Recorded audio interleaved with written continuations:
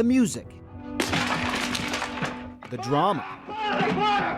This is Brazilian telenovela at its best. Tem monte deles aqui. Tem monte deles aqui. You don't have to speak the language to understand the emotion in actor Bruno Gagliasso's delivery. The young star is known for taking on difficult characters. In his current role, he plays Tarso, a recently diagnosed schizophrenic, battling not only himself, but the stigmas of mental illness. When we catch up with him on the set, he just completed a scene acting out a group therapy session. His fellow actors aren't actors at all, but a group of actual patients struggling with mental illness. He says it's been a unique experience. O real, sabe?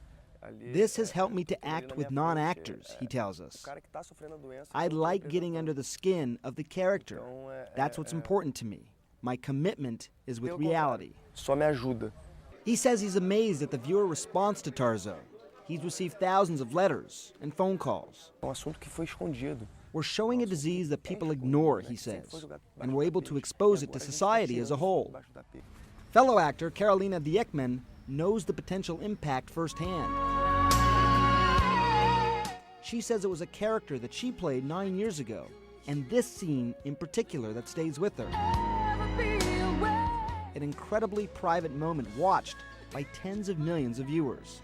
Her character, Camila, in a fight with leukemia, is forced to shave her head because of the chemotherapy.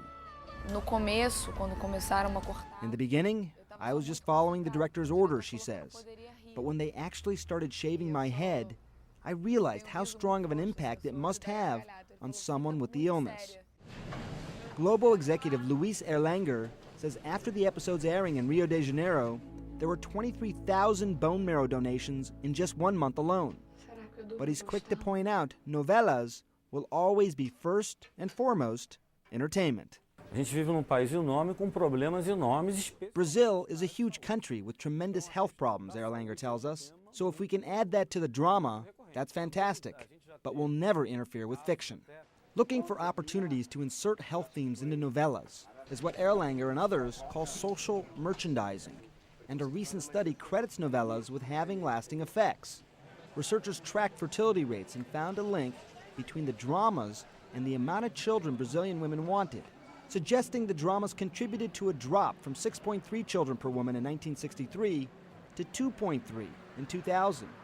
Overall, the study found that in areas where the Globo TV signal was present, fertility rates were lower.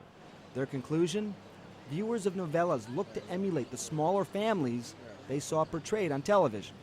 For the man behind Diekman's character, Camila, the findings aren't surprising.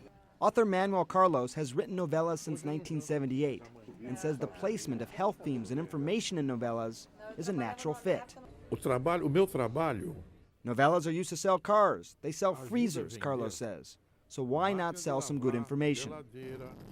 And with up to 80 million Brazilians watching his work every night, Carlos says he has a responsibility to do just that. Dr. Sanjay Gupta, CNN, reporting.